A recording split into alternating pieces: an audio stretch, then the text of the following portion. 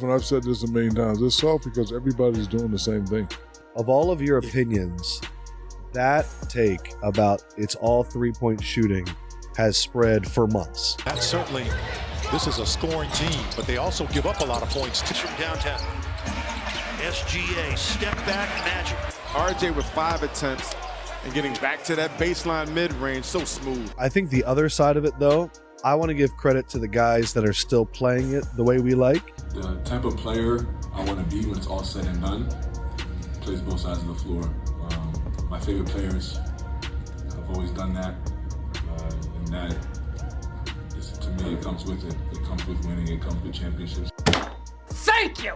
As you are all aware, the MVP award is a contentious topic every year among fans, coaches, the media, and even players themselves.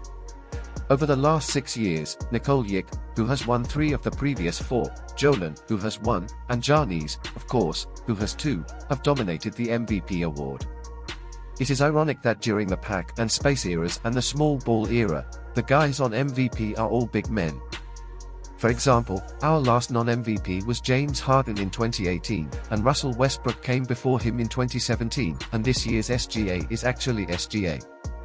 Just like Russ and James Harden play for the Thunder as well as the Clippers. Oh, that's interesting. And look, when it comes winning MVP, there's no defined criteria, no bullet points where laid out boom bam, got to do this stuff, check that box, there's no defining criteria. But for an MVP, I mean, most times great numbers, great value, your team's winning, and also you got to have a hook, some to grab the voters and grab the fans and push them in your favor. And for SGA, his hook is pretty simple as looking at OKC right now. They're the best record in the West, second best record in the NBA, and they are doing that minus check. You can look at various eras, various MVPs. When a superstar player puts up great numbers, has great value, and a second best player is out, the majority of times that player gets a boost and some added attention, whether it be Joker in 2022 minus Jamal Murray, or Jordan 98 minus Scottie Pippen. And looking at OKC minus Chad, they are not just surviving, keeping the head above water, they are thriving and haven't skipped a beat since Shai went out versus the Warriors after winning 12 games in a row and going 16-17. Oklahoma City is an incredible 18-3 record.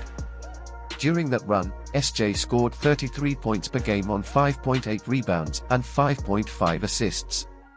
2.1 theft, 1.2 blocks on 54% shooting, and Shai is at the top, averaging a plus 13 in the plus-minus department. It's all there, black and white, clear as crystal. I mean, that just shouts MVP right there. The numbers, the statistics, the defensive impact, the victory, and the extra hook of Chad's illness, the squad doesn't miss a beat. And let's be crystal clear, I don't believe SGA is a better player overall than Giannis and the Joker, but he is the MVP. Looking at the advanced metrics, analytics, and overall value, SJ this year ticks more boxes than both of those guys. It leads in defensive win shares, VORP win shares per 48, overall win shares, and defensive box plus minus. I'm referring to the total worth.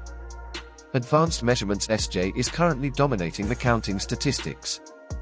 The entire body resume of an MVP is included in the casual statistics, which include 3, 16, and 5, second in scoring, second in thefts, and all the figures from top to bottom. I rest my case. One thing you might say is that SJ might get hurt, miss some time, and not win the award. Of course, that is possible, but based on his record this year and last year, he has only missed 7 games overall. Lately, SGA hardly ever gets hurt or sits out games if he isn't actually injured, which is obviously a huge plus in this era. That also needs to be taken into account. WR that is down now. Another thing you must consider in this era of being a great defender, even above average. Since defense is obviously impossible to include on a stat sheet, most NBA fans don't really consider or value it.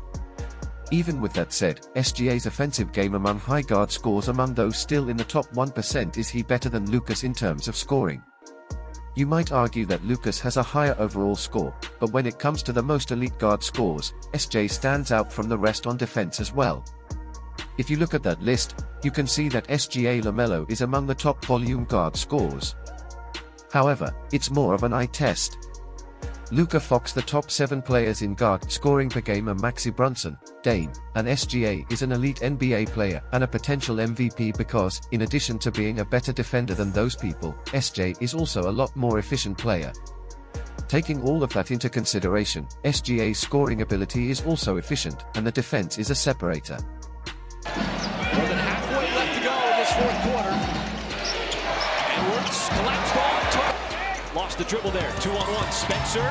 Pressure by the SGA. Too much. 35 points. The Grizzlies just 14. Keep in mind the Grizzlies lead the NBA in points. Looking at SJ's defense right there, I mean that he is one of the few guard players in NBA history who can give you 30 and lock down their matchup. Yes, you have a player like Devin Booker, Anthony Edwards who can do similar things, but at this point, Book is kind of stuck in basketball hell, and Ant doesn't really have the stamina experience on someone like SJ's level. If you want to compare Ant versus SJ, he is a big-time separator, as evidenced by his 4 worst shooting performances this season: over 60% in the upcoming game against the Clippers and 37% against the Blazers, the subsequent game against Orlando, 58%, and the subsequent game against Houston, 65%, 38%. Indeed, there is a significant difference between being a great player and an all-time great player, as well as between being a star player and a superstar.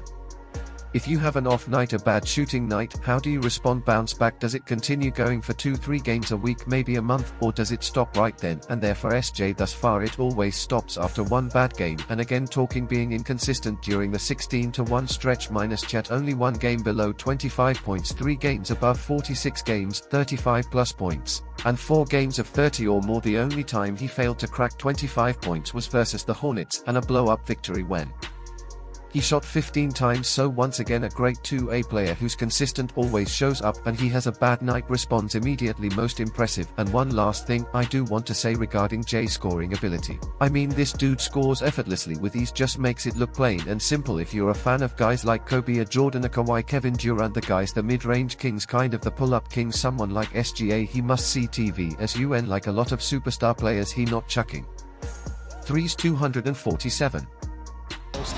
Most of the time. That'll be a little more. In about a minute to put Minnesota back up by 12. Not in the mix. Free throw jumper. Perfection. And when you look at SGA's overall numbers in the mid-range among qualifiers, he takes at least 100 shots in the mid-range. Of those, only 2 players even crack 50%, which is obviously Booker and Kevin Durant. Hey, I'm not surprised that the NBA has mid-range games in between games these days. When it comes to the playoffs, teams close out hard and run you off the 3-point line, so what do you do when that happens? If you don't have a mid-range game, you're either passing the ball or making once more. SJ is a completely ridiculous player when it comes to pull-up 2-point shots. He ranks 2nd in attempts and 1st overall with a 54.5% percentage. If you value defense and mid-range shooting and think SJ is a great, well-rounded player, you should watch 247 because he consistently shows up on defense, scores points, and is extremely efficient. For OKC fans, I believe this year will finally get over the hump and make the finals, and in the process, SGA will receive his first of hopefully many MVPs. Thank you all for watching, and I hope you enjoy it.